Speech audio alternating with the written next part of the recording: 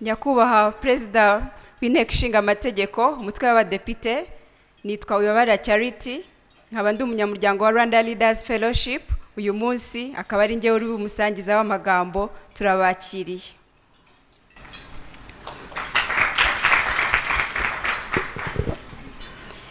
Nagira ngo rero muri uyu mwanya mubitwemereye twakire Chairman wa Rwanda Leaders Fellowship kugira ngo atugezeho ijambo ry'ikaze ndetse anatwakirire abashyitsi.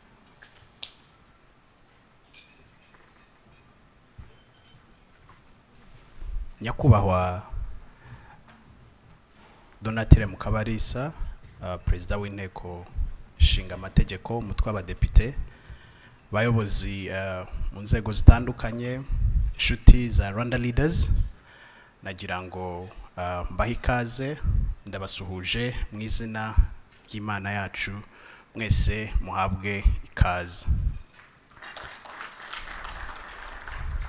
Ndashimira cyane Dr. Charity watuyoboye neza, turafatanya uno murimo, Imana nawe imuhe umugisha. Nagira ngo nanone mbasabe dufatanye dushimire cyane abaririmbyi beza twahawe umugisha ko batuyobora mu guhimbaza no kuramya Imana muri iki gitondo.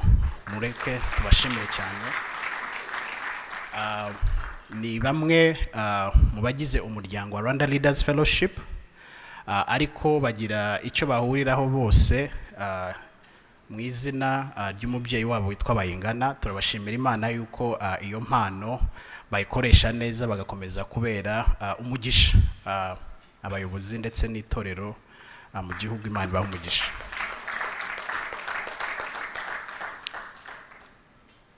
Uyu munsi rero dufite amahirwe namwe mu materaniro ngaruka kwezi dutegura kugira ngo mu by'ukuri turusheho gufashanya nk'abayobozi muri urugendo rwo kurushaho kwimakaza indangagaciro zishingiye ku Mana mu buyobozi bwacu. Ndabashimiye cyane yuko mwitabira ubutumire mukaza mukabana natwe. Uyu munsi dufite amahirwe yuko ubuyobozi bwa Rwanda Leaders Fellowship bwahisemo kudutegurira insanganyamatsiko igira iti mu magambo y'Icyongereza, the attitude of thanksgiving and leadership. Ngenekereje mu Kinyarwanda byaratugoye kubona ijambo ry'Ikinyarwanda rivuga attitude, ariko twabyise umuco cyangwa umutima wo gushima Imana mu buyobozi. Uyu munsi hagati muri twebwe hari umwigisha Pastor Didier Habimana, araza kudufasha gusobanukirwa neza icyo Imana yamushyize ku mutima we, iyo theme, kugira ngo tuze kuganira, haze kubaho n'umwanya wo kubaza ibibazo no gutanga ibitekerezo kuri iyo nsanganyamatsiko. Ariko icyo ntashidikanya ku Mana no kuri no nsanganyamatsiko nuko iyo habayeho gushima bihesha umugisha igihugu. Iyo habayeho gushima, ubwiza bw'Imana n'amahoro arasagamba mu gihugu, twese tukayiboneramwo umugisha. Ariko ikiruta byose nuko binezeza umutima w'Imana iyo twabikoze, kandi tubikoze tubikuze bivuye ku mutima wacu, bijya bihesha igihugu cyacu umugisha. Nagira ngo rero mbashimire cyane nanone kugaragara kwanyu bayobozi muteraniye muri iki cyumba. Ni umugisha kuri twebwe kuba mwitabira ano masengesho hagati y'izindi nshingano mufite mukaza. Ni ikimenyetso gikomeye cyane kuri twebwe abakibyiruka bariho bafata inshingano z'ubuyobozi. Ni gihamya yuko mushobozwa byose n'Imana yo mu ijuru mukorera, kuko muba mwabihaye umwanya. Nkabizeza yuko natwe n'urungano yuko turimo turareba iyo muhaye priority n'agaciro ano masengesho, natwe nta kabuza tuzakomeza kubiha agaciro, kuko bigaragara ko ari inkingi ikomeye mu kubaka iki gihugu. Mwakoze cyane rero kwitabira ubutumire. Nagira ngo mbasabe duhaguruke.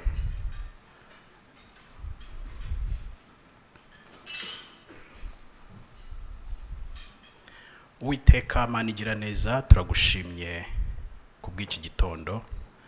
Turagushimye yuko uri Imana yumva amasengesho, uri Imana y'u Rwanda, uri Imana yo kwizerwa. Uyu munsi Nyagasani twaje muri iki cyumba kugira ngo tugushime, tugusubize icyubahiro cyawe, twumve kiri ku mutima wawe Nyagasani binyujijwe mu mukozi wawe Pastor Didier Habimana, kugira ngo dusubizwemo ntege mu bugingo bwacu, kugira ngo turusheho Nyagasani gusa n'abana bawe, gusa n'abakozi bawe. Ukoreshe umugaragu wawe Pastor Didier kugira ngo ijambo washyize ku mutima we ribe buzima hagati muri twebwe. Umugisha buri muyobozi wese watanze uyu mwanya akaza kubana natwe. Reka Nyagasani ubwiza bwawe bukomeze kuganza hagati muri twebwe.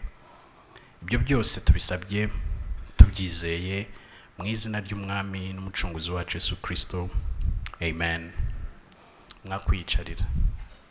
Reka nanjye nshimire Rwanda Leaders Fellowship kubw'aya mahirwe yadutumiye kugira ngo tubashe gufata umwanya wo gutekereza no gushimira Imana hamwe. Nyakubahwa speaker, banyakubahwa abayobozi muri hano, ndagira ngo rwose namwe mbashimire yuko mwitabiriye iki gikorwa cyacu ngaruka kwezi cyo guhuriza hamwe abayobozi kugira ngo dusenge, ariko by'umwihariko uyu munsi kugira ngo dushime the attitude of thanksgiving in leadership, umutima wo gushima Imana mu buyobozi. Niryo jambo tuganira.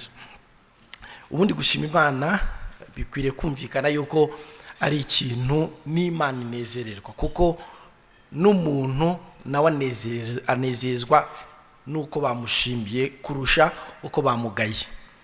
Iyo umugabo ashimiye umugore we, iyo umugore ashimiye iyo umugabo ashimiye umugore we, umugore agashimira umugabo we, iyo abanyeshuri bashimiye umwarimu wabo bimutera ishema. Iyo umuyobozi ashimiwe n'abayoborwa, iyo umubyeyi ashimiwe n'abana be, ubwabyo bitera ishema. Imana nayo iterwa ishema n'abana bayo iyo bayishimiye. Bibiliya iravuga ngo mu gitabo cya Zaburi igice cy'ijana, Zaburi ni igitabo cyuzuyemo amashimwe. Dufite Zaburi muri Bibiliya zigera ku 150 kandi nyinshi muri zo zirimo amashimwe. Bibiliya iravuga muri Zaburi y'ijana ku murongo wa 4 ngo Imana ubwayo ngo kugira ngo tuyegere bisaba password yitwa gushima. Niko Bibiliya ivuga. Reka nsome icyo cyanditswe uko kivuga. Bibiliya Zaburi y'ijana ku murongo wa 4 biravuga ngo mwinjire mu marembo y'Imana mushima. Mu cyongereza bavuga ngo enter into his gates with thanksgiving. Umuntu aguhaye akubwiye kugenda ndebere mu modoka, wenda unzanire Bibiliya nibagiriwemo, kugira ngo ujyeyo azagura urufunguzo rukwinjiza muri ya modoka. Bibiliya rero iratubwira ngo enter into his gates, ufite urufunguzo rwitwa thanksgiving, ngo mwinjire mu marembo y'Imana ufite password yitwa gushima. Kugira ngo twegere Imana bidusaba gushima. Imana inezererwa n'amashimwe y'ubwoko bwayo. Ikindi nanone, Imana ikunda amashimwe ku buryo yavuze yuko itazatura mu maganya, ahubwo izatura mu mashimwe. Niko Bibiliya ivuga. Nanone Bibiliya iravuga muri Zaburi 22 ngo intebe yawe igoswe ngo nishimwe by'Abayisiraheli. Reka natwe abanyarwanda dushimira Imana, bizatuma intebe y'Imana ikomeza gutura mu Rwanda. Kuko turimo turaganira rero kuri insanganyamatsiko ivuga umutima wo gushima mu buyobozi. Uyu munsi ndagira ngo tuganire ku muyobozi washimaga, ku muyobozi wakundaga gushimira Imana, ni Dawidi. Ndaza gukoresha urugero rwa Dawidi, ariko tuganire ibintu bitatu. Ni biki biranga umuyobozi ushima Imana? Icyambere, umuyobozi ushima Imana, ndaza kuvuga ku bintu bitatu. Icyambere, ndaza kuvuga ukuntu umuyobozi ushima Imana ariyoroshya ndetse no mu gihe cyo gukomera agakomeza agashima Imana. Icya kabiri, umuyobozi ushima Imana nanone ni umuyobozi ushyira Imana imbere mu byo akora byose. Icya gatatu, ndaza kuvuga nanone ku muyobozi ushima Imana ukuntu ubwinshi bw'amashimwe bukwiriye kuba buruta ubwinshi bw'amaganya mu buzima bw'umuyobozi ushima Imana. Nibyo bintu bitatu tuza kuganira uyu munsi. Icyambere nkuko nari nyivuze ariyoroshya agashima Imana. When you are successful, you remain humble and thankful. Icya kabiri, umuyobozi ushima Imana nushyira Imana imbere, putting God at the center of your life. Icya gatatu, umuyobozi ushima Imana nanone nuko ubwinshi bw'amashimwe ye bukwiriye kuba buruta ubwinshi bw'amaganya cyangwa se bw'ibibazo ajyana imbere y'Imana. Mu gitabo cya kabiri cya Samweli mu gice cya 6, Samweli wa kabiri igice cya 6 ndahera ku murongo wa 14, Bibiliya avuga ngo maze Dawidi ngo yiyerekera imbere y'Uwiteka aca ikibungo ngo kandi yari yambaye efodi y'igitare. Dawidi n'umuryango wa Isirayeli wose bazamura isanduku y'Uwiteka ngo biyamirira bavuza amakondera.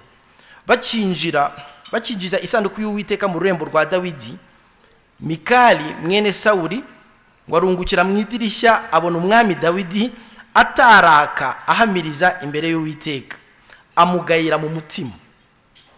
Ku murongo wa 17 biravuga ngo nuko ngo binjiza isanduku y'Uwiteka ngo bayishyira ku gitereko cyayo hagati mu ihema Dawidi yari yarayibambiye. Dawidi aherako ngo atambira imbere y'Uwiteka ibitambo byoswa n'ibyishimwe kuko bari amahoro.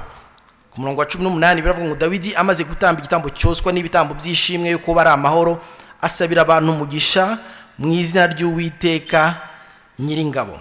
Simbuze gatoya ku murongo wa 20 Bibiliya iravuga ngo Dawidi nawe asubiriwe gusabira biwe umugisha.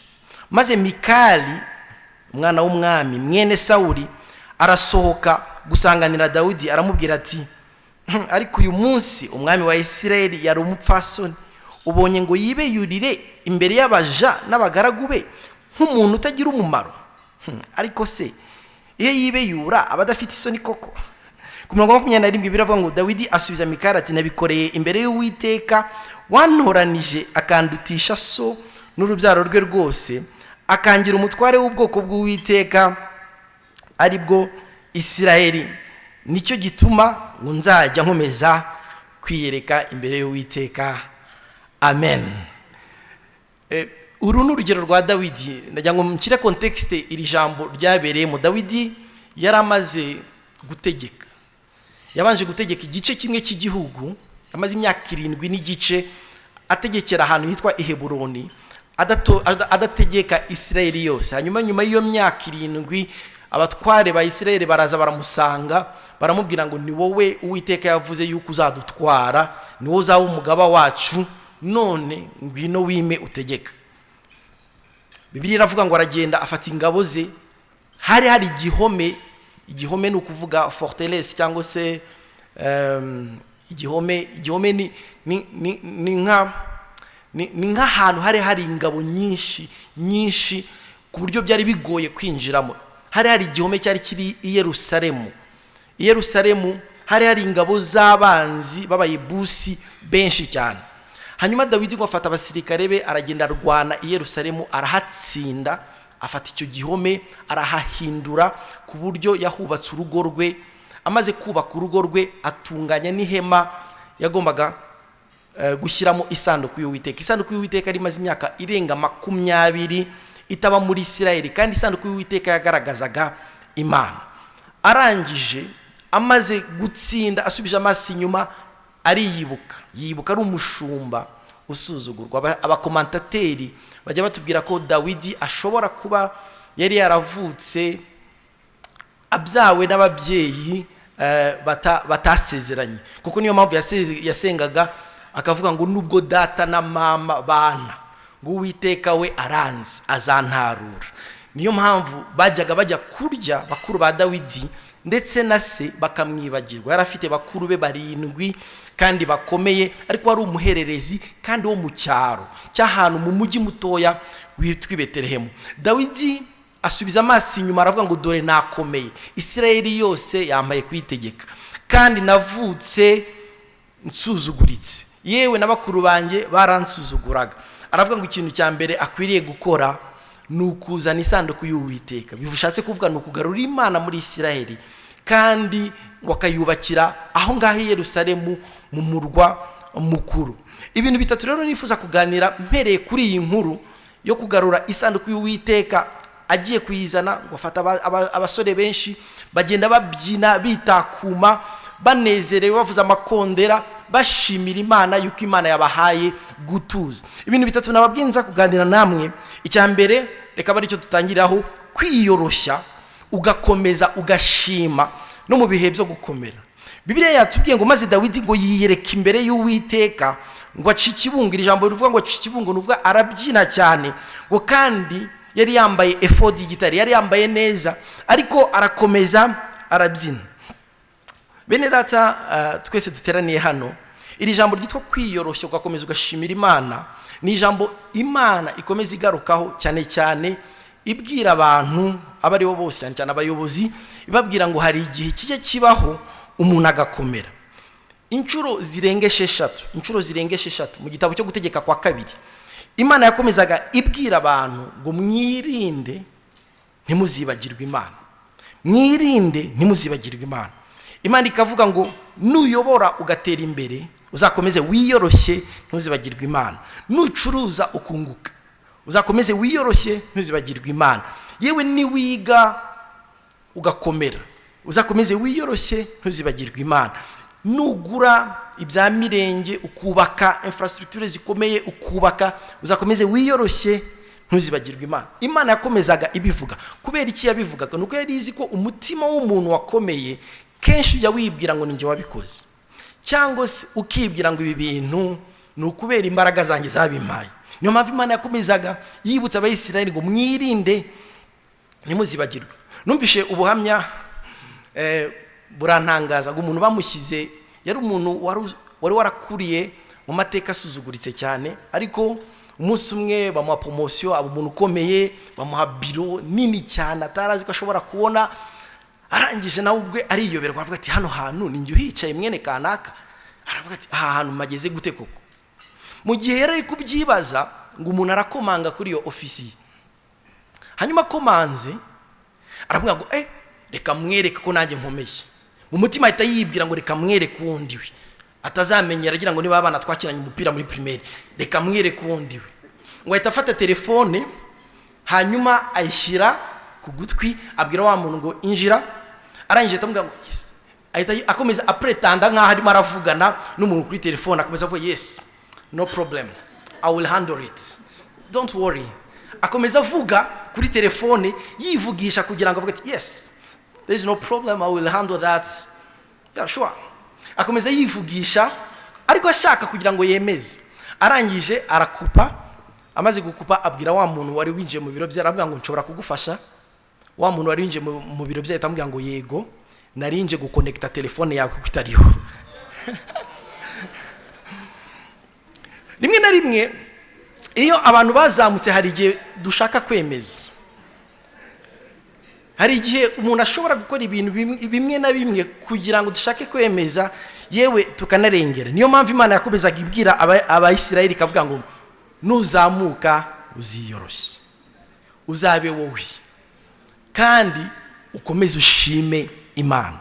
Bibiliya iravuga mu gitabo cyo gutegeka kwa kabiri igice cya 8 yaravuze ngo wirinde ntuzibagirwe Uwiteka Imana yawe, ngo utitondera ibyo yategetse n'amateka yayo ngo n'amategeko yayo ngo utegeke uyu munsi, ngo numara kurya ugahaga ukamara kubaka amazu meza ukayabamo, inka zawe n'imikumbi yawe n'ifeza zawe n'izahabu zawe we n'ibyo ufite byose bikaba bigwiriye, uzarinde umutima wawe wo kwishyira hejuru ngo wibagirwe Uwiteka Imana yawe yagukuye mu gihugu cya Egiputa mu nzu y'ubiretwa.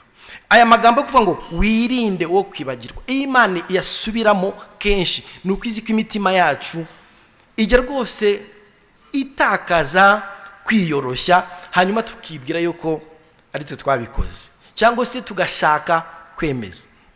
Numvise nanone yindi nkuru ngo inyoni yari yagize ikibazo kibaba, yari yarwaye ibaba no bariko navuga, cyangwa se yari yavunitse ibaba kandi ngo ishaka kwambuka ikiraro kinini, hanyuma idashobora kuguruka kugira ngo yambuke ijye hirya ya cya kiraro. Igiye kubona ngo ibona inzovu iratambutse. inzovu itambutse yanyoni irasimbuka ijya ku mugongo w'inzovu. Hanyuma inzovu kuko ari nini ntiyanabyumva, ikomeza yambuka cya kiraro. Ikiraro kubera ubunini bw'inzovu kigenda kinyeganyega, ariko bagera hakurya. Ngo bageze hakurya ya nyoni biravuga ngo wow, ngo njyewe n'inzovu twanyeganyeje ikiraro. Byukuri iyo nyoni ntago yabeshye kuko yari iri kuri iyo nzovu. Iyo umuntu arebye ibintu byinshi Imana idukorera, ashobora kuvuga ngo twebwe n'Imana twanyeganyije ikiraro. Ni byiza gushyira b'Imana muri equation. Iyo inyoni iza kuvuga ngo ni njyewe wanyeganyije ikiraro, yari kuba yataye kwa kwiyoroshya tuvuga. Ibintu byinshi Imana ikorera ari abayobozi, ari igihugu cyacu, ari ku rwego rw'umuntu, urwego individuel, ku rwego rw'umuntu ku giti cye, cyangwa se ku rwego rwa institution runaka dukoreramo, muri secteur runaka dukoreramo, cyangwa se ku rwego rw'igihugu.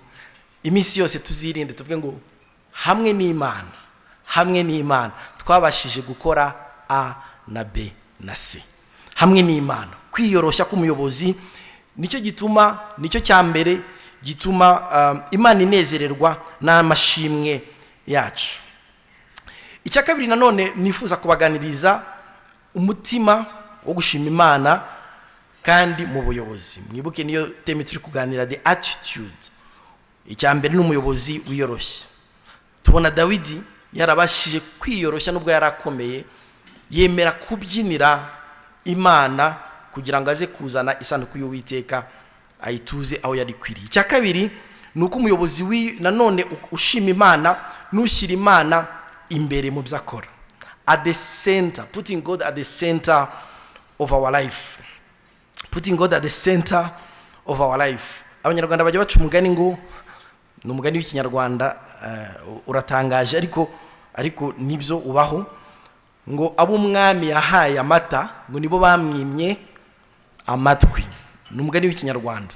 Ariko impamvu babaje nuko hari abantu Imana igikorera ibintu yashaka kubaganiriza bakayima amatwi. Umuyobozi wese uzatanga ishimwe ku Mana nuzamenya yuko Imana ariyo yamukoreye cyangwa se yamugejeje ahageze. Uyu mugabo witwa Dawidi yari afite ibindi bibazo yashoboraga kudilinga nabyo cyangwa se yashobora guhangana nabyo. Yari afite imyaka 30 igihe yategekaga Isirayeli yose. Igihe yajyaga kuzana isanduku y'Uwiteka aho yari muri Kiriyatarimu, aho yari imaze imyaka 20, yashobora gukoresha uwo mwanya ajya guhangana n'Abafilisitiya bari bagihari. Ariko aravuga ngo icya mbere asubije y'amasi nyuma, aravuga ngo igihe nari i Betelehemu ndi mu cyaro iwacu banyibagirwa, Imana yari ihari. Igihe Sawuli yandwanyaga ngenda mu bihanamanga mu makave nihisha imijugujugu ya Sawuli n'abasirikare be. Sawuli yari afite ngo abasirikare 4,000 birwanya Dawidi, 4,000. Igihe leta ya Sawuli yandwanyaga, Imana yarantabaye. Arongera asubiza amaso nyuma aravuga ngo igihe narwanaga na Goliath, umusirikare wandushaga experience, Imana yararwantabanye. No mu ishyamba igihe hari intare n'idubu, Imana yabanye nanjye. None mbaye umuyobozi, none ndakomeye, ndimi maze kubaka ururembo Siyoni. Yari afite inzu nziza, yari afite success mu buryo bw'igisirikare, yari afite success mu buryo bwa politike. Bibiliya iravuga ngo abami bari baturanye ni Yerusalemu baramuturaga bakamuha ibiti ngo bikomeye, cedre d'Oliba, ibiti imyerezi Lebanon, ibiti bihenze, ari byo yubakishije ururembo rwa Dawidi cyangwa se ururembo Siyoni. Ndanone ikindi yari afite success itari gusa militarily, politically na diplomatically, abanye neza n'abandi, yari afite success. None icyambere nkwiriye gukora ni ukuzana isanduku y'Uwiteka kugira ngo nturane n'Imana. Imana kwishyira at the center. Imana yangisha hariya yose ifite izina, yayise ngo ni Imana yo kwizerwa. Igihe Paulo yandikiraga Timoteyo mu rwandiko rwa kabiri rwa Timoteyo igice cya 2 ku murongo wa 13, yavuze ikintu gitangaje. Yaravuze ngo kandi twebwe nubwo tutababo kwizerwa, twebwe nubwo twaba abanyantege nke, ngo Imana yo ngo niyo kwizerwa, ngo kuko itabasha kwivuguruza. Iryo jambo kwitabasha kwivuguruza cyangwa iryo jambo kuba Imana yo kwizerwa mu zindi versions z'ikinyarwanda bayita ngo ni Imana y'indahemuka. Ni Imana y'indahemuka turi batoya, ni Imana y'indahemuka twanakomeye. Gushyira Imana at the center of your life nukumenya ngo iyi Imana twagendanye ntago nza kuyisiga mu nzira, ndakomeza nyigire iyo kwizerwa mu buzima bwanjye ibyo naca mu byose. Reka nango nanone iyindi illustration imwe cyangwa se urundi rugero. Ngo abana babiri, actually umwana umwe ngo yagombaga kujya ku ishuri. Ngo ariko aho yagombaga kujya ku ishuri hari ibiraro bibiri. Hari ikiraro cya mbere gikomeye, hakaba n'ikindi kiraro kinyeganyega. Ikiraro cya mbere cyari kimeze nka kiriya abashobora kureba ku ifoto. Cyari ikiraro cyubatse neza, cyubakishijwe beton, concrete cyangwa se cyubatse neza mu buryo bukomeye. Ariko kaba yaragombaga kujyana n'umuturanyi we. Yari afite abaturanyi babiri, umwe w'umusore n'undi utari umusore cyane. Ikiraro cya kabiri yagombaga kugendaho cyari ikiraro kibayabaye, kimeze nk'icyo mushobora kureba kuri iriya foto. Cyari ikiraro, actually kino kiraro cyo kibaho nicyo muri Pakistan bavuga yuko ngo the most dangerous bridge on the earth. Kibaho ni ikiraro kibaho. Agomba guca kuri icyo kiraro kugira ngo ajye kwiga. Yashoboraga guca ku kiraro cyiza cyangwa agaca ku kiraro kibayabaye. Ariko mwibuke yagombaga guherekezwa n'umuntu mukuru.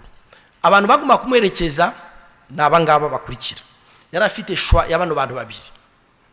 Yari afite umwe umusore koko, akaba afite nundi umusore buhoro kuko bose n'abasore. N'umusore byoroheje. Uyu umusore cyane yagombaga guca ku kiraro kibayabaye, kiriya kiraro gitendetse. Naho uriya umusore buhoro agomba guca ku kiraro cya kindi cya concrete cya beto. Reka mbabaze bayobozi duteraniye hano, ari nk'umwana wawe wamuhande muri aba basore kugira ngo bambukane kimwe muri biriya biraro. Uriya umusore agomba guca muri kiriya kiraro kibayabaye kinyeganyega, naho uyu nguyu umusore buhoro agomba guca mu kiraro ku kiraro cyo gikomeye. Ari umwana wawe ugomba kumuha kugira ngo amujyane ku ishuri muri aba basore. Wamuha uca ku kiraro gikomeye cyangwa se wamuca ku kiraro kibayabaye kubera ko afite imbaraga. Igisubizo kirumvikana, wamuha uriya umusore w'intege usa nkaho ari intege nkeya. Kubera iki? Kuko ari uzaca ku kiraro cyiza. Gushyira Imana at the center of our life cyangwa se gushyira Imana imbere mu byo dukora byose ni ukubwira Imana ngo Mana watubereye ubwugamo, watubereye ikiraro cyiza. Imana ni igitare gikomeye, niyo mpamvu ari igitare kitanyeganyega, niyo mpamvu tuyiringira. Nubwo tutaba turabo kwizerwa twebwe ubwacu, nubwo twe tutaba dufite imbaraga physically. Imana yize kubwira Zerubabeli, iramubwira Zerubabeli ari umwubatsi, yaragiye kubaka Yerusalemu. Imana iravuga ngo si kubw'amaboko y'umuntu, ngo si kubw'imbaraga zawe. Yandi magambo mwibuke rya jambo Paul yabwiye Timoteyo, nubwo twebwe tutaba dufite imbaraga no kwizerwa, Imana yo yaravuze ngo nge ndi Imana yo kwizerwa, ndi Imana y'indahemuka. Iyo ugiye gushimira Imana, kimwe mu kintu cya kigora abantu gushima Imana mu gihe cy'ibibazo. Ariko impamvu nanone bitworohera nuko tutirebaho cyangwa ngo turebe kuri ibyo bibazo, tureba kuri ya Mana y'indahemuka. Ni Imana y'indahemuka, niyo mpamvu tuyiha amatwi mu bihe byo gukomera, tuyikanayishima. Munyumve neza, ntago dushima kubw'ibibazo, dushima Imana yuko ari indahemuka no muri ibyo bibazo. Yaravuze muri Yesaya 46 ku murongo wa 3, Imana irivugira iravuga ngo nge narabahetse ngo mukiri munda, narabahetse mukiri munda, ngo nzabaheka kugera imvi z'ikiruruyenzi. Banyarwanda, banyarwandakazi, Imana yaraduhetse mu bihe twari tukiri batoya. Iraduheka no muri Cogam, iraduheka no muri Francophonie, kandi na bado izakomeza inaduheke no mu bihe bizaza. Ntago ari kubera imbaraga zacu, ni ukubera ikiraro cyitwa Imana tunyuraho. Ni ukubera Imana yonyine yitwa ni Imana y'indahemuka, ni Imana yo kwizerwa, nubwo twebwe tutaba turabo kwizerwa. Umuyobozi rero wabisobanukiwe no mu bihe ibyo ari byo byose, mu bihe byaba bigoye akomeza agashimira Imana. Gushyira Imana at the center of your life nibyo Dawidi yarakoze. Yaragiye ajya kuzana isanduku y'Uwiteka, aravuga ngo reka nyubakire ihema. Yewe mukomeje no gusoma kino gice, nyuma aho yaravuze ngo no, ihema ntirihagije, reka nyubakire n'inzu, kuko Imana yambereye byose, yambere indahemuka. Uwiteka n'umwungeri wanjye sinzakena, anjyamisha mu cyanya cy'ubwatsi bubisi, anjyana iruhande rw'amazi adasuma, asubiza intege mu bugingo bwanjye. Ni ukuri kugirirwa neza n'imbabazi bizanyomaho, nanjye nzayubaha. I will put God at the center of my life. Nanjye nzaba mu nzu y'Uwiteka iminsi yo kubaho kwanjye. Niko Dawidi yasengaga. Dawidi yanditse Zaburi 73. Izizwi neza ko bavuga yuko ari 73 cyangwa 75, ariko izizwi neza ni 73. Yari umuyobozi wize gushima Imana, kubera ko Imana ari indahemuka, ni Imana kwizerwa. Icya gatatu nanone tuza kuganira, cya mbere umuyobozi ushima ni umuyobozi wiyoroshye. Cya kabiri nanone umuyobozi ushima ni umuyobozi ushyira Imana at the center of his life, cyangwa se ushyira Imana imbere. Cya gatatu nuko ubwinshi bw'amashimwe y'umuyobozi bukwiriye kuba buruta ubwinshi bw'amaganya, cyangwa se umuyobozi ushyira who focuses more on the things he's more thankful for kurusha gucomplaininga cyangwa se cyangwa guhora wimyoza. Ubundi biroroshye gushima Imana iyo ibintu byose bigenda neza, biroroshye. Ariko iki Imana idusaba no kwishima mu bihe byose, kubera nyine ko twamaze kwishyira imbere, ko twamaze kwishyira ko ariyo y'indahemuka ari itegeka. Ubwinshi bw'amashimwe rero buba bukwiriye kuba nanone ari bwinshi, ariko ntabwo biba bivuze ngo ibibazo ntibikiriho. N'ibibazo biba bihari. Hari imvugo imwe iba mu bice bimwe by'u Rwanda cyangwa se ikunda gukoreshwa n'Abanyarwanda, kuri njye birambangamira, kuko ni imvugo yo gutubya. Umuntu yubaka inzu akakubwira ngo ngo twubatse akaruri hariya kwirebero. Umuntu akaba afite ifamu akavuga ngo mfite akarima ahantu hariya mu Bugesera. Cyangwa se umuntu akaba afite inka, sinzi niba nka babivuga ngo mfite uduka dukeya, dukamwe uduta dukeya.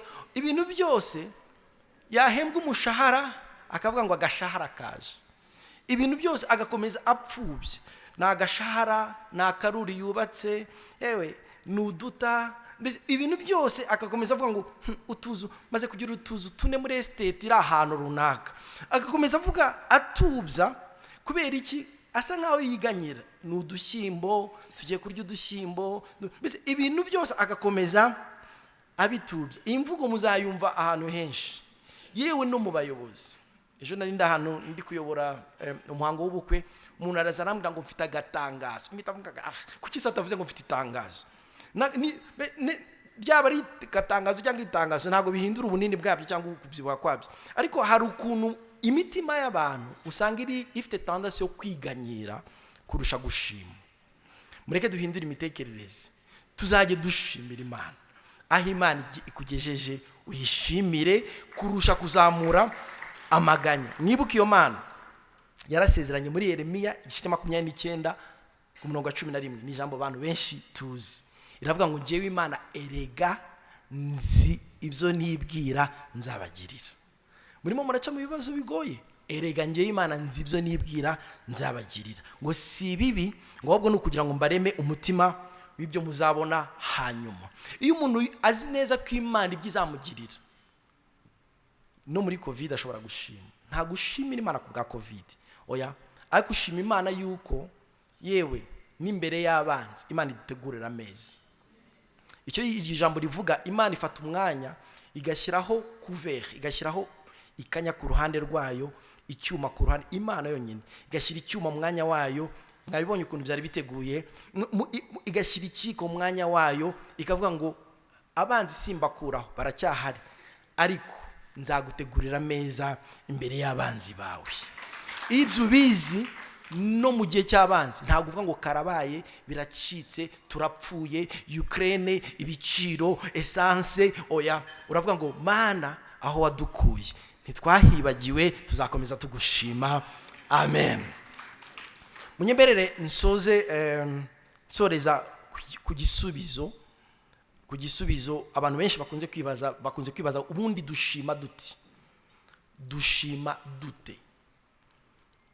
Hari abantu tujya twakira ituro ry'ishimwe cyangwa se tujya dutanga ituro ry'ishimwe. Ese dushima kubw'amafaranga, dushima tubyina nka Dawidi, dushima dute? Ni ikibazo Dawidi yasubije nanone, niwe twafashe nka case study uyu munsi. Yasubije muri Zaburi 116. Naho ngaho ngiye gusoreza. Zaburi 116. Dawidi yavuze uburyo bwo gushima. Nk'abayobozi tuzashima Imana gute? Zaburi 116 ku murongo wa 12 na 13 na 14 30. Biravuga ngo ibyiza Uwiteka yangiriye byose ndabimwitura iki? Yigeze kwandika Dawidi aravuga ngo ngo n'inka z'ibirarashyamba, n'inka zo mu ishyamba nizawe, sinagutambira ibitambo kugira ngo niture ibyiza wankoreye. Ese ndakora iki kugira ngo niture Uwiteka? Arangije asubiza kino kibazo, aravuga ngo nzakira igikombe cy'agakiza nambaze izina ry'Uwiteka. Yaravuze nzakira impano watanze yitwa Yesu Kristo. Yesu niwe gakiza. Kwakira agakiza ku muyobozi ni igisubizo cy'ishimwe ry'iby'Imana bayamukoreye. Nzakira igikombe cy'agakiza.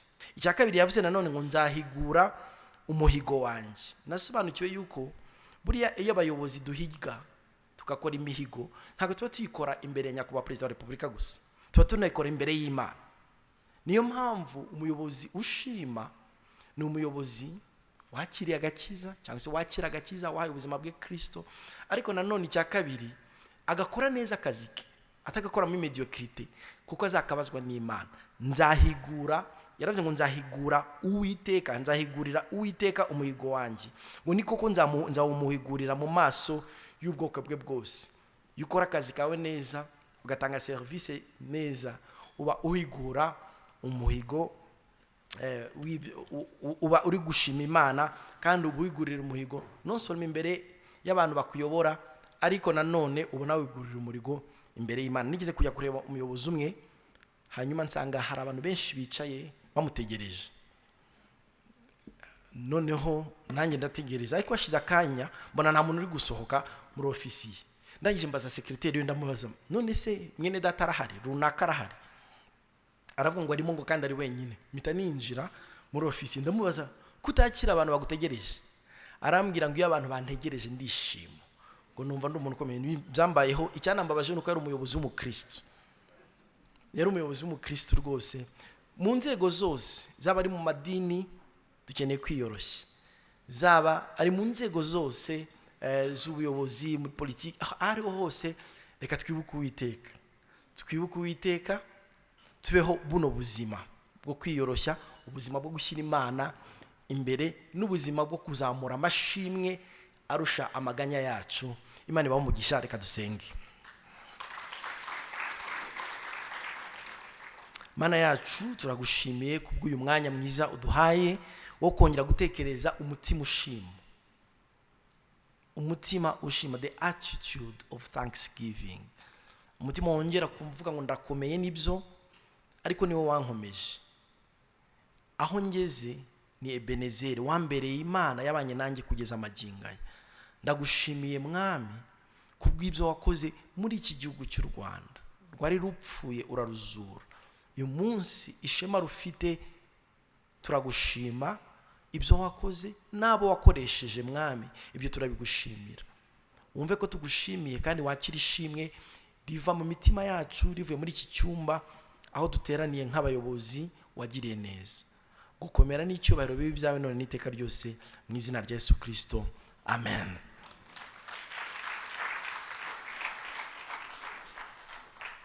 Nitwa Mureshyankwano Marie Rose. Ndabanza nshima Imana ko yaturinze, nshimire umwigisha wacu uyu munsi.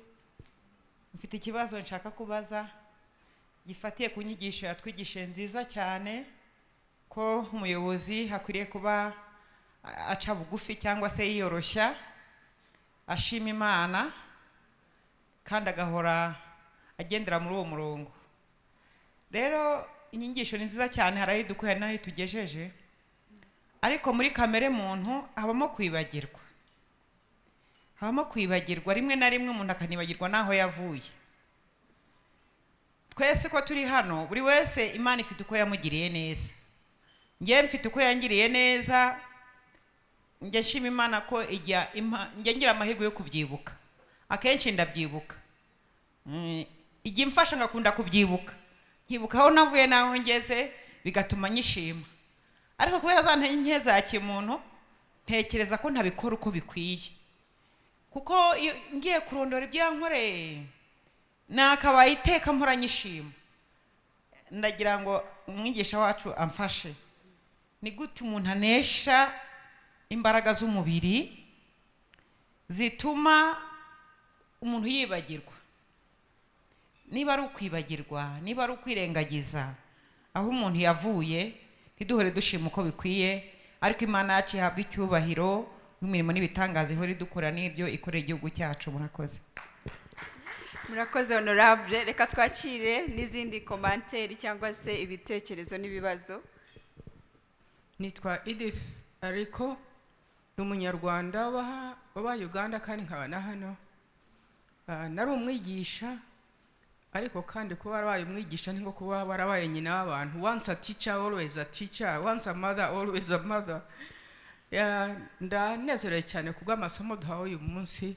Ikibazo cyanjye rero ni iki ngiki, kirenda gusa n'icyo honorable aduhaye, ukuntu twanesha cyane tugakora cyane.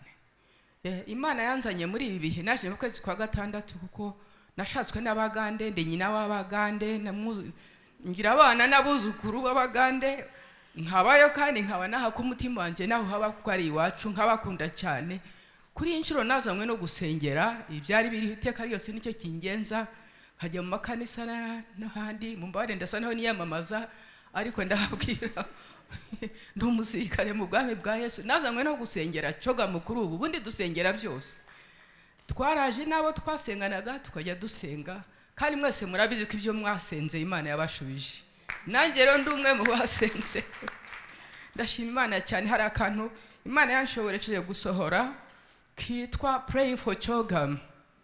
Twariho dusenga, noneho Imana yatubwira ngo rwose Abanyarwanda n'abantu bose bazi Commonwealth icyo ari cyo. Noneho dukora agatabo gatoya, ngiye mu Google nsanga baravuga ngo Rwanda ngo nagahugu gato, ngo kariyo, ngo kari landlocked, ngo gutyo, ngo gakomerewe gutyo. Ariko mwese mwege nk'abakozi b'Imana, nk'Abanyarwanda bakora neza igihe cyose mufatanije n'ubuyobozi bwanyu, muzi ko Rwanda ifite description yindi. None muri aka gatabo munyemerere mbabwire gusa icyo nzi cyo Rwanda icyo muri cyo. Hallelujah. Ntabwo ndi burenza amadakika yandabire. Why pray for Rwanda? I'm an intercessor by the grace of God, member of intercessors for Uganda, for Africa, for Israel. Mu myaka yanjye ya nyuma mu ntege mfite nibyo nkora, ndasenga, dusoma Bibiliya. Twambonye ko gusoma Bibiliya ari cyo gituma abantu bamenya uko barwanya n'imbaraga nkeya. Iyo ugenda usoma ijambo ry'Uwiteka buri munsi, bikwibutsa ibyo utashohoje, noneho ukitunganya uti none sinshima rya jambo ry'Uwiteka ry'abasomye nyakubahwa, rikakwibutsa ngo nuko, noneho ukagenda utyo neje Imana ikazakongeraho. Hallelujah. So why pray for Rwanda? Under the wise and able leadership, naka sentence konyine gatangira. Under the wise and able leadership of President Paul Kagame, Rwanda, Patriotic Front, na Umwigisha w'ururimi, together with the government of national unity and the majority of Rwandans in support, the country has become one with a large space for practical, courageous, and often sacrificial answers for Rwanda itself, Africa, and the world. Sibyo muri byo? Ntabwo muri agahugu, muri igihugu Kigali, through internet, through Rwanda airline, through ubumenyi bwanyu, through good leadership, through vision mufite, through umuvuduko wanyu, ko mwigishwa kuvuduka, kwihesha agaciro. Rwanda is a large country. Kandi Rwanda ubu rero nabonye vision, mumbare n'ibya vision biba birimo n'ubuhanuzi buba burimo. Rwanda nagiye kubona ni cyane turiho dutekereza rero ko tugiye gushimira Imana ibyabaye kandi ahawe umugisha wo kujya mu business forum none tukicara imbere tugasenga twakwicara tuti n'ahandi biri Imana bibe gutya. Haleluya, Yesu ahabwe icyubahiro. Amen. Noneho nyine bikaba nyine kuko muziko twahabu tware bukomeye muri Kristo. Hanyuma rero ngiye kubona rimwe mbona Rwanda irazamuwe nkuko twaba twicaye aha twari tuzigiye nari sanzwe nzi ko Rwanda hari ahigeze ariko noneho iri hejuru nsanga hanyuma undi Imana irambwira ngo Rwanda ngo will govern the world. Rwanda igiye gutegeka isi. Amen. Hallelujah. Not through anglophony, not through francophonie, but through ibyo mukora mwese hamwe. Hallelujah. Dore rero iki Imana yambwiye ndagarukira aho ngaho. Imana yambwiye twaragiye muri Africa House of Prayer twasengeye Addis Ababa muri yanzu yawo nziza ya African Union hasohoka ubuhanuzi. Turabwumva ko Africa ngo igiye kuva mu isayo y'ibituranga byose, poverty, ignorance and disease. Ngo nari gashiga ku rutare rwiza rw'uburumbuke rwa Africa irihirarumbuka kandi ikagira uruhare runini mu gutwara ubutumwa bwa Yesu Kristo ku isi. Niko byahanuwe muri 14 turi ya Addis Ababa aho ngaho. Hanyuma tuvayo je nicaye mu modoka tugenda. Ngiye kumva Uwiteka aravuga ngo Rwanda ngo ni imfura mu bahungu bashya b'Imana igiye gukoresha kwitunganya, to transform, gutunganya Rwanda, Africa and the world. Siko biri ibyo byari 2014 itariki 3 itariki 23 z'ukwezi kwa gatatu. Siko biri Banyarwanda, siko byaba amahanga ntaza kubabaza ngo mwabikoze mute, ntibahora hanga bababaza.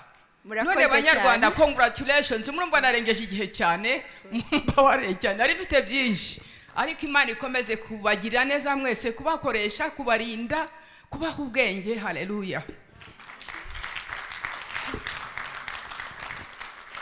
Nkuko mubivuze Dr. William Birahira, ndashaka kubaza ikibazo munze kubazwa n'abakoliki cyerekeye kwicisha bugufi. Ikibazo giteye uko nguko, ese ko hari igihe Imana ikuzamura abo mwaragiranye ihene cyangwa se intama cyangwa se inka ntibabimenye, noneho bagahora bagusuzugura. Uragira ahantu warakomeye bakubwira ngo wakanawe cyahano, ese uko ukomeza kwicisha bugufi nizo attitude z'abantu batamenye ko Imana yagukomeje ubyitwaramo gute? Mwakoze cyane. Reka nangire ku kibazo cya honorable Mureshyankwaro Marie Rose. Urakoze cyane, ubajije ikibazo cyiza, ariko na Bibiliya igitangira igisubizo. Nicyo cyiza cya Bibiliya. Ni gute umuntu, kuko turi abantu bibagirwa by'ukuri, turibagirwa, ni gute umuntu ayabaho ubuzima bwo guhora ushimira Imana aho yagukuye, kugira ngo utazageraho umunsi wikubita ku gituza ukavuga ngo ni imbaraga zawe zaguhesheje ibyo wagezeho, zaguhesheje ubutunzi. Reka ntange igisubizo cyo muri Bibiliya. Bibiliya iravuga ngo actually na hano no muri histoire twasomye bigaragara yuko umugore wa Dawidi we Mikali yaramusuzugura, avuga ngo urashimira Imana gute wowe wiyandarike imbere y'abaja n'abagaragu, ubwo se bazakubaha bate? Bibiliya ubundi itanga igisubizo. Igisubizo Bibiliya yatanze yaravuze ngo igihe Abayisiraheli bambukaga bajya mu gihugu cy'amasezerano, bari bamaze imyaka myinshi, bari bamaze imyaka 40 mu butayu, bamaze imyaka 430 ari imbata, bari bamaze imyaka de generation nyinshi ari imbata. Imana iravuga ngo muzashinge amabuye y'urwibutso. Buri wese agomba kugira urwibutso. Niko nkunda kuvuga, famille yose igomba kugira urwibutso. Bibiliya iravuga ngo aho mwambukiye ahumutse muzahashinge amabuye. Imana yabwiye Yoshua wari umaze kubambutsa ngo nasubire inyuma afata amabuye 12 ayashinge muri Yorodani, ngo kugira ngo abana babo n'abuzukuru babo nibababaza ngo yamabuye nayiki, ngo bazamubwire ngo no, aya mabuye Imana yatwambukije ahumutse. kuko hashobora kuza generation ikavuga ngo ba data bambutse Yorodani buriya hari harimo navy bari bazi koga cyangwa se hari harimo special force izi kwambuka, hanyuma bagashyira imbaraga kuri abo ngabo bazi koga. Kugira urwibutso rushobora, Imana izakuyobore honorable, urwibutso uzagira rushobora kuba ari urwawe ku giti cyawe. Numvishe umupasiteri wakuze ari imfubyi, adafite se adafite nyina, ariko ariga arangije aranakomera aramenyekana cyane, mvuze izina rye benshi baba bamuzi, ntago ari umunyarwanda ariko arakomera. Ariko ngo muri ofisi ye, muri biro ye, ngo yashyizemo ifoto y'umwana w'imfubyi kugira ngo atazibagirwa ko nawe yakuze ari imfubyi. Buri mwaka afata amafaranga runaka akajya gushyigikira ibikorwa byo guteza imbere abana b'imfubyi.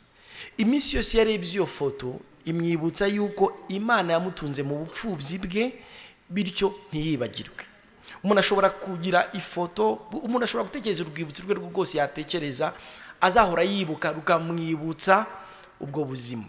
Hari abo nzi bafite nanone imyenda cyangwa se bafite nka mironko bajyaga bahererwamo ibigori na HCR, akayibika akayishyira ahantu heza. Umwana yamaze akagakombe ko kadafite umumaro, akavuga ngo hari umunsi naburaraga, ntimubone mumena ibiryo mukagira ngo niko byahoze. Rero igisubizo Bibiliya itanga iminsi yose ihora bitwibutsa mu igitabo cyo gutegeka kwa kabiri n'igitabo cyo kwibuka. Ariko na Bibiliya ubwayo nayo no kwibuka. No mu Rwanda dufite inzibutso za jenoside yakorewe Abatutsi, ariko buriya n'igitwibutsa ngo hari umunsi igihugu cyari cyarapfuye. Ibyo rero ni byiza kugira urwibutso ruhora rubikwibutsa, atari ukugira ngo wisuzugure cyangwa wumva usuzuguritse, ariko kugira ngo Imana icyubahiro ikwiriye. Ibyo mama Edith ariko yavuze, mama Edith ariko numva ni byiza, Imana iguha umugisha. Ahubwo numva wakwegera Rwanda Leaders Fellowship, ibyo bintu byose Imana igenda ivuga ku Rwanda, ibyo bintu byose Imana ikubwira, tukagira natwe ahantu tubyandika kugira ngo tuzaye tumenye ibyo Imana ikora. Numva mushobora kubonana na PS wacu permanent secretary Rwanda Leaders Fellowship, cyangwa se umwe muntu wari muri protocole kugira ngo wenda tuzakomeze tubyandika. Naho ubundi Imana iguha umugisha. Mama Edith ni umunyamasengesho kandi koko amaze imyaka myinshi asengera iki gihugu, Uwiteka agumugisha. Dr. William, ikibazo cyawe kiri tricky, ngo ni gute urazamuka bo mwaragiranye bakavuga ngo niko shaca hano. Ariko buriya reka nkubwize ukuri, iki Imana itubuza no kwizamura, ariko yiratuzamura. Kandi Uwimana yazamuye nta numwe wamumanura, ariko wizamuye akanuka korose umuyaga wakumanura. Ushobora gushaka kwemeza abo mwaragiranye ngo reka mbemeze yuko ntakiri wa wundi, ugakurwa n'isoni. Ariko Imana yabwiye Abrahamu, rino jambo rirantangaza. Imana ikora marketing. Imana yabwiye Abrahamu ngo njyewe nzogeza izina ryawe. Can you imagine? Njyewe Imana nzogeza izina ryawe. N'u Rwanda Imana izakomeza kurwogeza. Iyo Imana yakogeje rero ikakuzamura, na babandi baramenya ngo uyu muntu yarazamuye. Ni Imana ibakominitse. Ariko ikibazo kigira nuko ushaka kuwemeza. Rimwe na rimwe ishatse kubemeza ugwa mu mutego. Iminsi yose ushatse kuvuga ngo reka nzababwire ko ntakiri ndi somebody, ntago ndikiri wa mwana twakinanye karere muri primaire. Icyo gihe wabyisha ubwibone babaje mu mutima wawe, ariko you let God handle them. Ureka Imana ikabahandoringa, kuko Imana yabwiye Yoshua, siwe wenyine, ni ingero nyinshi zo muri Bibiliya. Yabwiye Dawidi, yabwiye Sauli, yabwiye Yoshua ngo uyu munsi ndatangira kugukuza. Yoshua yari umuboyi wa Mose, kandi Mose yari afite ba grand frère Aaron. Ariko Imana igiye gutoranya izamura Yoshua, irangije aravuga ngo uyu munsi ndatangira kugukuza hagati y'Abayisiraheli bose. Ni Imana ibikora. Ntago yamubwiye ngo ugende uhindure imyenda, uhindure garderobe, nurangiza ubabwire ngo sinkiri mugenzi wanyu. Oya, ntago ariko yavuze. You let God handle reputation yawe na credibility yawe. Imana yagukujije, icyo wowe ukomeza gusabwa mu mutima ni ugukomeza kwiyoroshya. Ntibazaze kugukomanga iwawe uvuge ngo no simbazi. Harya mwebwe muri bande mujya mubona twa tublage sinzi ko tubaho, bajya bashyira kuri YouTube ngo umuntu umaze amezi 3 hanze akaza atazi Ikinyarwanda akavuga izi nkoko ni ibiki, mbese areba inkoko wenda ziri gutoragura. Ibyo ngibyo nibyo Imana itubuza. Imana ihora itubwira iminsi yose wibuke kwiyoroshya, ariko ubundi abandi barekera Imana izabahandoringa. Imana ibamugisha, niko nabasubiza.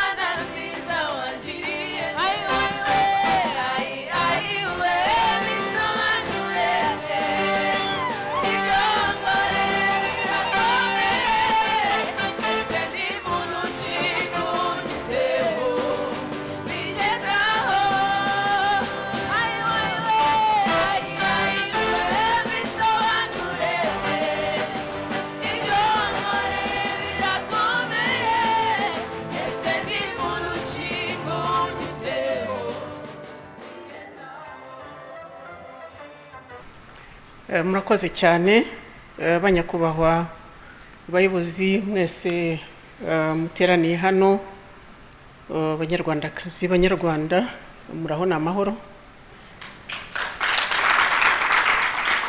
Nagira ngo ntangire mbifuriza amahoro y'Imana ndetse n'ukwezi kwiza ko kwibohora. Reka nshimire cyane Rwanda's Leaders Fellowship bateguye uyu munsi yo gushima Imana no gukomeza gusengera igihugu cyacu. Tuzi ko biri mu murimo wabo mwiza dushima, nkuko byavuzwe, gushima buriya ni indangagaciro ikomeye cyane, kandi noneho nkuko chairperson wa Rwanda's Leaders Fellowship ndetse na Umwigisha yabivuze, iyo abayobozi baciye bugufi bagashimira Imana ku byigenda dukorera, Imana nayo iranezerwa ikagenda irushaho kuduhundagazaho imigisha yayo. Ndashimira rero Pastor Habimana Didier ku nyigisho nziza zikomeye yaduhaye zitugaragariza ko urufunguzo rw'imigisha ari ugushima. Ndashimira n'abamaze kuturirimbira indirimbo nziza zadushyize mu mwuka, ko ngo kuririmba no gusenga kabiri, sibyo? Namwe mwese rero mwitabiriye aya masengesho yo gushimira Imana, ndabashimiye cyane. Nagira ngo ntabwo ngewe naje kwigisha, ariko sinareka kuvuga ijambo ryiza nkunda ryo muri Bibiliya, muri Zaburi y'126 umurongo wa 3 rivuga ngo Uwiteka yadukoreye ibikomeye natwe turishimye.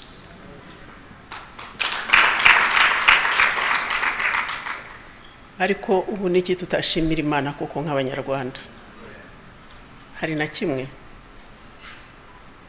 Ntabwo ndi buhere kubishya, ndahera no ku mateka y'igihugu cyacu.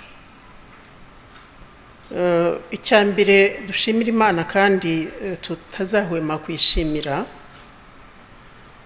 nuko yaduhaye igihugu. Buriya kutagira igihugu ni ishyano kandi n'agahinda gakomeye. Ntabwo nirirwa njya muri details, mwese murabyumva, ariko cyane cyane abakuru. Yenda batoya mwagize umugisha wo kuvukira mu gihugu kimeze neza, mushobora kuba mutabyumva nkuko twebwe abakuru tubyumva, ariko kugira ngo abenshi barabyumva, n'abatoya bagenda babwirwa amateka y'igihugu cyacu. Buriya rero ngo ribara uwariraye. Ikindi ariko noneho kiruta byose kandi tutazahwema gushimira Imana, nuko yaduhaye ubuyobozi bwiza ku isonga nyakubahwa perezida wa repubulika Paul Kagame. Kumugira ntabwo bisanzwe, kuko iyo urebye aho twavuye ukareba urugendo twakoze mu ngorane zikomeye, mu nzitane zitoroshye, iyo tutagira ubuyobozi bwiza, iyo tutagira systeme ya governance nziza, ubuyobozi bufata ibyemezo rimwe na rimwe tubona ko binakakaye ariko bikavamo umusaruro mwiza twese twishimira, ntabwo tuba tugeze aho tugeze uyu munsi.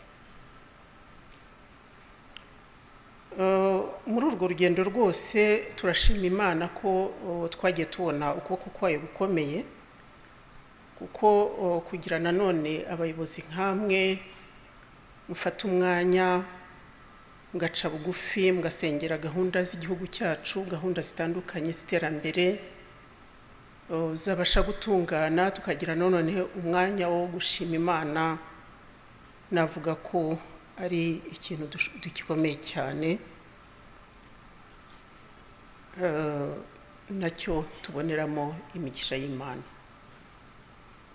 Ni ukuri iyo urebye ibintu Imana irimo gukorera u Rwanda, ababirebera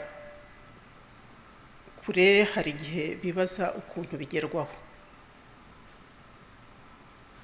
Hari benshi batabyumva, hari ababona ko ari ibitangaza, ariko ni ibitangaza koko, ariko twebwe twemera ko atari impanuka ahubwo ari igitangaza cyiza Imana igenda, ibitangaza byinshi Imana igenda idukorera ku bayobozi b'igihugu cyacu.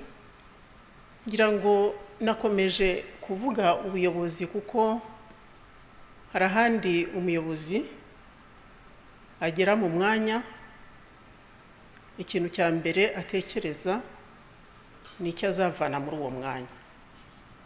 Ariko dushima Imana ko mu Rwanda nubwo banahari ariko babikora bababwa. Kubera iki? Kubera ko bazi ko bazabibazwa. Icyo bakora cyose kidatunganye ntabwo baba bayoboye ko bazakibazwa. Baba bazi ko hari za institution zagiyeho zizabibabaza, ofisi ya auditor general itanga raporo ku nteko, bakagenda bakicara hari imbere ya park, itangazamakuru ryose rireba, bakabazwa kandi bakaba bagomba gusubiza. Utanze akazi ukoresheje ruswa, adakoresheje uburyo bwagiyeho, akaba azi ko afite inzego zizabimubaza. Utubahirije uburenganzira bwa muntu, hakaba hari inzego zimubaza ngo mbese uburenganzira bwa muntu. Tuzi ko hari institution zagiyeho zibabaza, ariko dushimira Imana ko hari abayobozi bubaha Imana, hari abayobozi bubaha umutimanama wabo, bagakora icyiza bagomba gukora, kandi bagatekereza ngo mbese umwanya mfite niki nzatanga kugira ngo mbashe kugeza ku baturage cyangwa se mbashe kubageza ku banyarwanda icyo ngomba kwibagezaho bikurikiye ku nshingano mfite. Ibyo rero ni ibintu tugomba gushimira Imana kandi tuzahora tubisengera kugira ngo Imana nayo ikomeze iduhe imbaraga, idukomereze n'umutima, tugira Imana tukagira ubuyobozi bushyira imbaraga ku byo abaturage bakeneye, ukishimira ko hari ibyo abaturage bamaze kugeraho, ariko reka dukomeze dushyiremo imbaraga kuko ibyo gukora biracyari byinshi. Hari umugani w'ikinyarwanda wavugaga ngo Imana yirirwa ahandi igataha i Rwanda, kandi koko hari n'igihe twabibonye. Ngira ngo abari hano muri 1994 muri jenoside yakorewe Abatutsi, abantu baravugaga bati koko Imana yirirwa ahandi igataha i Rwanda, kuko iyo yazindukaga nyine bazindukaga bagiye kwica, yataha muri rya joro bagahagarika. Ariko ubu ngubu icyo nagira ngo mbabwire ntabwo ari uko bikimeze. uwo mugani ntabwo ngira ngo byarahindutse, Imana isigaye yaratuye mu Rwanda. Dufite rero impamvu nyinshi zo gushima Imana, kuko iyo dusubije amaso inyuma tukibuka ko hari ibintu byinshi abanyarwanda twari tuzi ko bitazashoboka kandi bigashoboka, ibyo ni ibintu byo kwishimira. Gushima Imana si ukuvuga ko urugendo rw'iterambere twarurangije. Hari byinshi, hari za target twihaye muri vision 2050 kandi tugomba kugeraho byanze bikunze. Ibyo rero iyo turebye uru rugendo tumazemo imyaka 28 nyuma yuko intwari zahagaritse jenoside yakorerwaga abatutsi zigabohora iki gihugu cyacu, turahashimira Imana yo yaduhaye imbaraga zacyutugejeje ku byo tumaze kugeraho uyu munsi. Binyibutsa amagambo y'umwanditsi wa Zaburi mu gice cya 40 umurongo wa 5, nubwo ntaje kwigisha bwose Pastor Didier yatwigishije neza, ariko ntabwo byambuza kugenda mvuga amagambo agenda nanjye amfasha. Ngo Uwiteka Mana yanjye, imirimo itangaza wakoze ni myinshi kandi ibyo utekereza kutugirira nabyo ni byinshi, hariho uwagereranywa nawe. Nashaka kubyatura no kubirondora byaruta ibyinshi ibyo nshoboye kubara. Mu Rwanda rero turi igihugu cy'ubuhamya bwinshi cyane. Hari ibyavuzwe ariko hari bimwe nifuza kugarukaho. Ese hari uwatekereza ko nyuma ya jenoside yakorewe abatutsi muri 1994 abanyarwanda bashobora kongera bakabana? Iyo umuntu arebye ukuntu igihugu cyari kimeze muri 1994, nta watekereza ko hashobora kubaho kubabarira. Nta watekereza ko imiryango y'abishe n'imiryango y'abiciwe bashobora kongera bakabana bagafatanya kubaka igihugu cyacu. Ariko byarashobotse kubera ubuyobozi bwiza nakomeje kugenda mvuga.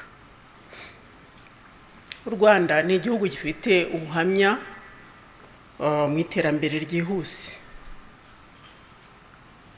Iyo urebye croissance économique, iyo urebye ibintu byose tugenda tugeraho, usanga ukareba ibikorwa remezo, ukareba imibereho myiza y'abaturage, ukareba ko abenshi barimo kugenda bava mu bukene, nubwo inzira ikiri ndende bwose, ariko hari ibyiza bimaze kugerwaho. Barava mu bukene kubera gahunda nziza igihugu cyacu cyashyizeho zo kubavana mu bukene, aho imyaka y'icyizere cyo kubaho igenda yiyongera. Mutekereza aho twavuye muri 1994 mureba aho tugeze uyu munsi. Iragenda yongera kubera ko abaturage bafite ubuzima bwiza. Iragenda yiyongera kubera ko abanyarwanda benshi bamaze kwegerezwa amavuriro, bityo umuntu ntarembere mu rugo. Umubare mwinshi w'abanyarwanda bafite ubwisungane mu kwivuza. Ni byinshi cyane twashimira Imana. U Rwanda ni igihugu cyakoze ibikomeye mu guhangana n'iki cyorezo cya COVID-19. Murebe imbaraga zashyizwemo, murebe nubwo ntaho kirajya, ariko kubera ya diplomasi yo mu rwego rwo hejuru y'umukuru w'igihugu cyacu, kubera twashatse uburyo twishakamo ibisubizo, twabashije kubona inkingo nyinshi. Umubare munini w'abanyarwanda barakingirwa ku buryo n'iki cyorezo cyagabanyije ubukana, kuko ubudahangarwa bwarazamutse.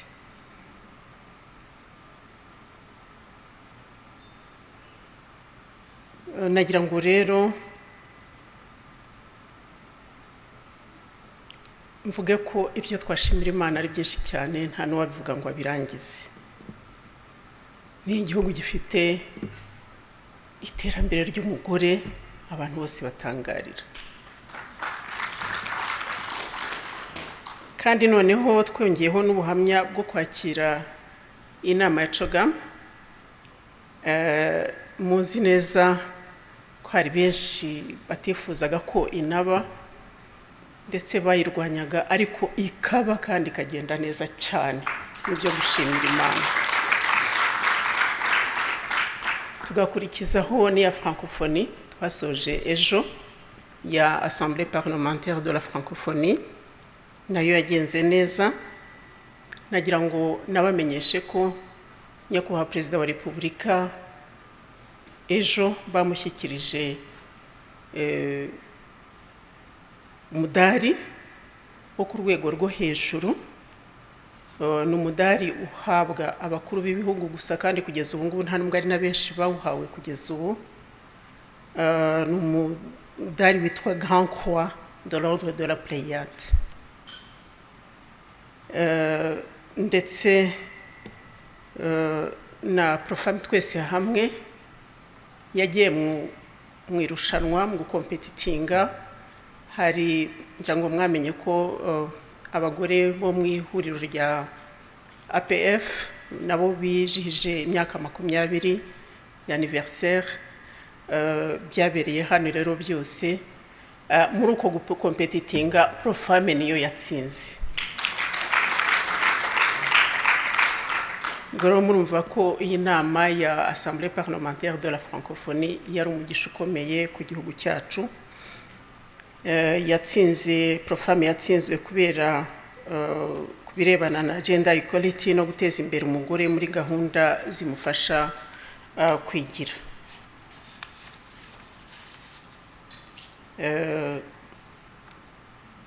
Turimo kwakira amarushanwa akomeye, turimo kwakira inama nyinshi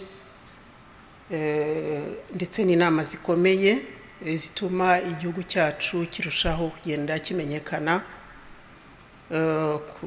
munsi ku wundi. Ibyiza byacyo bikagaragarira abazitabiriye. Abo bagenda ndetse baravuga bati mufite igihugu cyiza, ariko kandi koko dufite n'igihugu cyiza. Banza mwese muranga muri abayobozi, iyo mugiye mu bindi bihugu banza ari bwo mubona ubwiza bw'igihugu cyacu rwose. Abo rero baza nyine babona realite z'igihugu cyacu ndetse zitandukanye na bamwe bagenda bababwira ibindi cyangwa se ibyo basoma. Nagira ngo nanabamenyeshe ko muri uku kwezi kwa 10 inteko ishinga amategeko irimo gutegura imyitegurire arimbanyije. Turitegura inama rusange y'inteko zishinga amategeko zo ku isi yose. Inama ya IPU, Interparliamentary Union, cyangwa se Union Parlementaire Union Internationale, Interparliamentary Union. Rero turi mu myiteguro ikomeye kwakira inama ihuza inteko zishinga amategeko 178. Ntabwo ari ikintu cyoroshye, ariko tuzi neza ko Imana izadushoboza nk'uko yadushoboje mu bindi byose. Abayobozi rero n'abayoborwa dufite ubuhamya bw'iby'Imana ikora, kandi nta kabuza izakomeza kutuyobora no muri urugendo rw'iterambere no muri izi gahunda zose dufite. Munyemerere ndangize nongera gushimira mwese bagize umuryango wa Rwanda Leaders Fellowship. Mwaduhaye urubuga nk'abayobozi kugira ngo twongere gutekereza ku buhamya bwacu nk'abanyarwanda, ubuhamya bwiza, gutekereza ku by'Imana igenda idukorera no kwishimira, ndetse na buri wese akigarukaho ku giti cye atekereza ngo mfite aho Imana yankuye, mfite naho ingejeje, kandi mfite naho nerekeza, kugira ngo mbashe gufatanya n'abandi tubashe gukomeza kubaka igihugu cyacu kirusheho kugenda kiba cyiza. nagira ngo rero mbashimire cyane kandi Imana ibaha umugisha. Murakoze.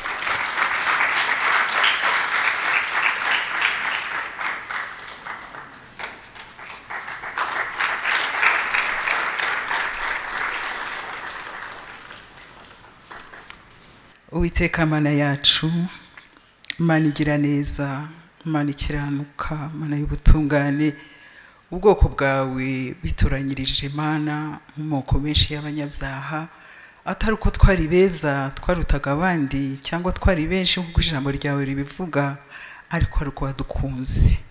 Mana waradukunze kandi wowe Mana ntuhinduka, ukunda nk'Imana, ugira impuhwe kandi ubabarira nk'Imana, ntabwo uri nk'umuntu. Nicyo gituma ibyiringiro byacu bizahoraho nyaguhora ku ngoma, kuko wadukunze akaramata, ukatubabarira ibyaha byacu byose, ukatugira abana bawe Nyagasani Imana yacu, kandi ukadutoranya kugira ngo uzatugire urumuri kandi utugire urumuri rw'amahanga. Mana ubuhamya bwatambutse abo wagiye ubihishurira, kandi wabihishurire benshi ku mpera z'isi yose, bose baje bavuga u Rwanda, bavuga n'ubwo buhanuzi Mwami. Turagushimira igihe tubonye koko ko ari ukuri, kuko twabonye ibendera ry'u Rwanda rimanitse kuri Parlement yo mu Bwongereza, igihugu cy'igihangange. Abantu batadutabaye muri jenoside, ariko Mana bageze aho ngaho babona ko icyo gihugu gifite ubudasa, kandi ubwo budasa buturuka iwawe nyaguhora ku ngoma. Mana yacu turagushima, turaguhimbaza ibyo wakoreye iki gihugu cy'u Rwanda, kuva cyabaho cyarakubashye kitarakumenya, n'igihe ukimenyesheje umwana wawe Yesu Kristo. Mana noneho twarakumenye, tumenya ko turi abawe. Witeka uzatubabarire, udukomereze agakiza kacu, ntituzigere tukuvaho na rimwe nyaguhora ku ngoma. Urakoze rero cyane Mwami ko wadutumiye muri iki gitondo, ko wabanye natwe muri iki gitondo, n'iby'igiciro kandi n'iby'igitangaza. Tukuragije Mwami, ibihe byose biri imbere Mwami, kuko tuzi yuko byose bikomoka iwawe. Erega Mana no kubaho bikomoka iwawe. Icyo turi cyo n'icyo dufite n'ibyo dutunze byose ni ibyawe, kandi natwe turi abawe Mwami. Tuzi umutima wawe w'urukundo n'impuhwe, tuzi ibyiza byawe, tubabarire ntituzakuvaho Mana. Ntibizigera twikomanga ku gatuza tuvuga ngo ibi byose nitwe twabikoze, ntibikabe Mana. Udukomereze ukwizera, udukomereze urukundo rwawe, kandi dukwiye gukundana mu Banyarwanda Mwami, kuko amategeko abiri akomeye wadusigiye Mwami ni ukugukunda n'umutima wacu wose, n'ubwenge bwacu bwose, no gukiranuka kwacu n'umutima wacu wose. Mana no gukunda bagenzi bacu nk'uko twikunda. Iki gihugu Mana isi zaza kukigiraho nk'uko wabigennye, kugira ngo mbamenye kuba umwe, kuko warabiduhaye nk'umurage. Mwami Yesu ugiye gusubira mu ijuru, waradusengeye, uravuga ngo ndabasengera kugira ngo babe umwe. Mwami, ubumwe bw'u Rwanda nizo mbaraga zacu, kuko bukomoka iwawe nyaguhora ku ngoma. Turakwinginze ngo turindire ubumwe bw'Abanyarwanda Mwami, ariko noneho turenze no hejuru, tuvuge ngo duhe n'ubumwe bwa Afurika Mwami. Uyu mugabane warakubititse Mwami Mwana, turagusaba rero Mana, kuko nabyo wahanuye ko nawo uzahura, kuko uri Imana ikunda bose Mwami, kandi uri Imana wifuza kurengera abarenganye. Uraturenganurira Mwami umugabane wacu wa Afurika, nawo tukuzaniye imbere yawe Nyagasani Imana. Ariko nabwo ntitwibagiwe Mana n'isi yose, kuko Data wera wo mu ijuru wayitangiye umwana wawe Yesu Kristo, kugira ngo abo mu isi bose abazamwizera Mwami bose bazayibona agakiza Mwami. Hahise iminsi hahita ibihuha bivuga ngo isi yose ngo igiye kuzahinduka andi madini, ariko Mana ntibikabeho. Ahubwo Mana uduha imbaraga nk'uko wabiduhayemo umurage, kandi ukabiduhamo n'itegeko, tuzakwamamaze kugera ku mpera z'isi, kugeza igihe isi yose watangiye ikiguzi kiremereye cy'umwana wa Yesu Kristo, bose bazahinduka ubwoko bwawe Mwami, maze tuzaguhimbaze ubuziraherezo, mana tuzakubyinire tukuririmbire, mana tuzaguhimbaze, maze nawe umutima wawe uzanezerwe ko waturemye kandi ukaducungura. Mana tukubwiye bwakwira bugacya mwami, kuko imitima yacu iranezerewe. Mana wayinezereje kuko uri kumwe natwe, reka ukomezanye natwe mwami Imana. Ujye utwihanganira kuko turi abanyantege nke, iyo twagize intege nke Mana ujye utwoherereza umwuka wawe wera kugira ngo mwami tugumane nawe, maze iryo tabaza Mana wacanye dukomeze tujyane hejuru kugeza igihe isi yose izakirizwa. Habwa icyubahiro n'ikuzo Mana yacu, byose dusenze twizeye mu izina rya Yesu Kristo umwami wacu, amen.